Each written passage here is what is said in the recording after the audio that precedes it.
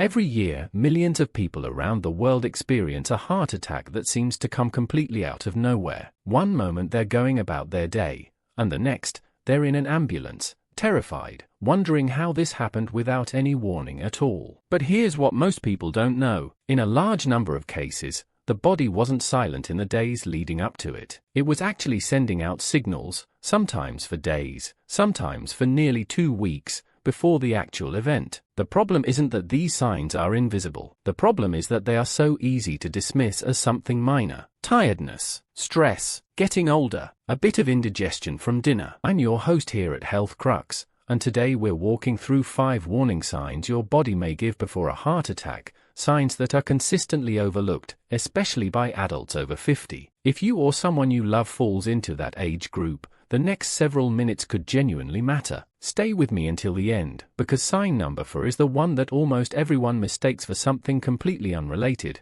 and it's responsible for some of the most tragic delays in getting help. Why this actually matters.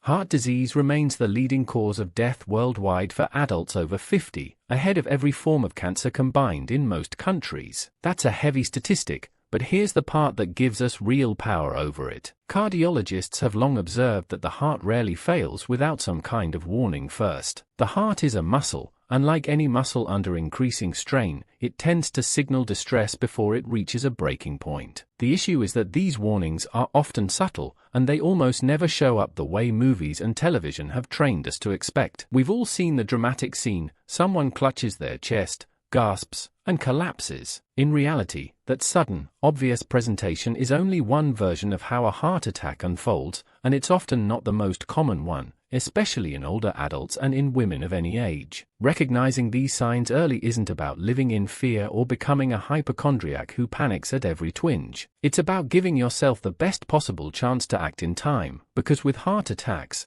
minutes matter enormously. The heart muscle begins to suffer damage very quickly once blood flow is restricted, and that damage is often irreversible. The difference between calling for help early and waiting it out can be the difference between a full recovery and permanent, life-altering damage, or worse. Let's get into the 5 signs. Sign number 1, unusual fatigue that doesn't match your activity level. This is one of the most commonly reported pre-heart attack symptoms, and it's particularly prominent in women and older adults, though it affects everyone. We're not talking about the normal tiredness you feel after a long, busy day, or after a poor night's sleep. We're talking about a deep, unexplained exhaustion that doesn't seem to have a clear cause. Some people describe it as feeling like they're moving through wet cement, even after getting a full 8 hours of sleep, even after doing very little physical activity that day. Here's what's happening beneath the surface. As arteries supplying the heart begin to narrow, whether from plaque buildup or a partial blockage, blood flow to the heart muscle becomes restricted. The heart, being a muscle, has to work significantly harder to push the same amount of blood through a narrower pathway. That extra workload consumes more energy and oxygen, and the ripple effect is a body-wide sense of fatigue, because your circulatory system is essentially operating in a constant state of mild crisis, well before any chest symptoms ever appear. What makes this sign particularly dangerous is how easy it is to explain away. Poor sleep, stress at work, getting older, a cold coming on. All of these are far more common explanations than a cardiac issue, which is exactly why this symptom gets missed so often. The key isn't the fatigue itself, it's the pattern. Fatigue that is new, that doesn't improve with rest, and that seems disproportionate to what you've actually been doing, deserves attention. Sign number 2, shortness of breath during normal activities.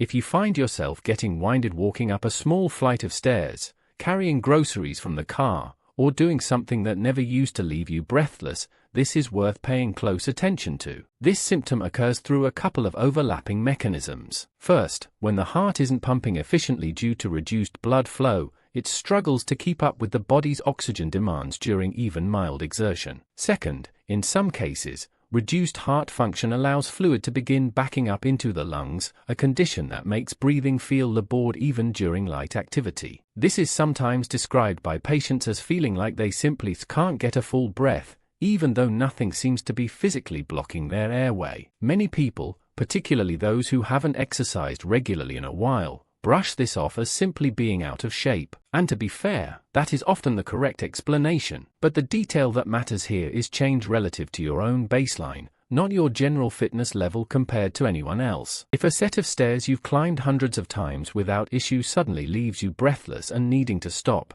that's a meaningful shift, not a coincidence. Sign number 3, discomfort that isn't quite pain, in the chest, arms, back, or jaw.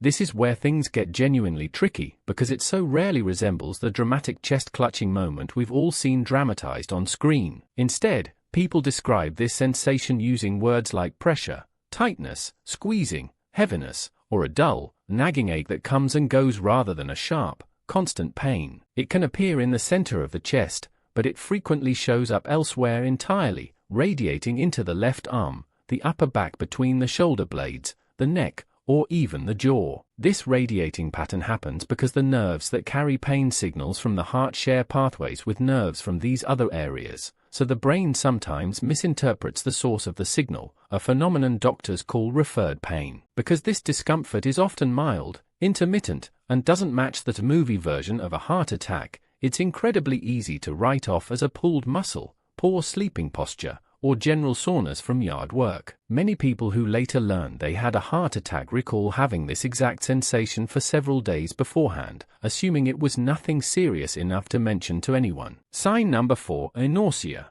indigestion, or stomach discomfort.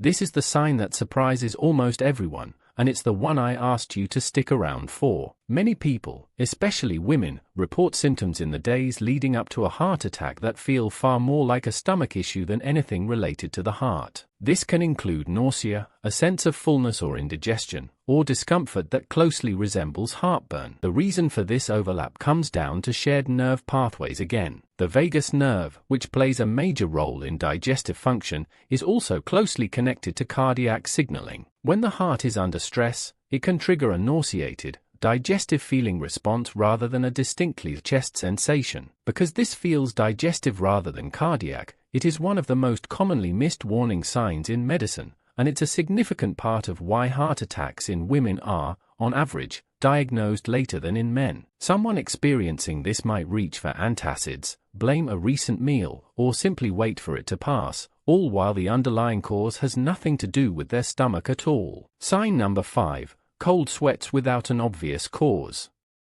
Breaking into a sweat when you haven't been physically active, when the room isn't warm, and when there's no emotional stressor triggering it, can be a sign that your body is under significant internal stress that you aren't consciously aware of. This happens because when the heart is struggling, the body's sympathetic nervous system, the same system responsible for the classic fight-or-flight response, activates as a reaction to that internal strain. This triggers physical symptoms very similar to what you'd feel during a panic response: sweating, a racing heartbeat, a sense of unease, but without any emotional trigger behind it. People often describe it as breaking into a cold sweat for no reason, which is precisely what makes it so unsettling and so easy to dismiss as strange rather than serious. Putting it all together, here's what actually matters most from everything we've just covered. None of these 5 signs, taken completely on their own, automatically means a heart attack is imminent. Fatigue happens to everyone. Indigestion happens to everyone. A single symptom in isolation is rarely cause for alarm. But when several of these signs show up together, especially if they're new, unusual for you personally, or steadily getting worse over the course of a few days, that combination is genuinely worth taking seriously. Doctors often refer to this as a symptom cluster, and it's the pattern, not any single symptom alone, that tends to be the most reliable warning signal. What you can actually do with this information. First, don't wait it out if multiple symptoms overlap. It is far better to seek medical attention and be told it's nothing serious than to assume it will pass and be wrong. Emergency rooms and doctors would always rather see you early than see you too late. Second, know your own personal baseline. You know your normal energy levels, your normal breathing capacity during everyday tasks, and your normal digestive patterns better than any chart or general guideline ever could. That personal knowledge is what makes it possible to notice a meaningful change when it happens. Third, don't let embarrassment stop you from seeking help. A significant number of people delay getting medical attention because they don't want to seem like they're overreacting, or because they don't want to make a fuss over something that might turn out to be nothing. That hesitation, understandable as it is, can cost valuable time that genuinely cannot be recovered once heart damage has occurred. Fourth, if you're over 50, or if you have known risk factors such as high blood pressure, diabetes, high cholesterol, or a family history of heart disease, regular checkups matter more than ever. Many of the underlying changes that lead to these warning signs can actually be detected on routine tests well before you ever consciously feel a single symptom. Wrapping up.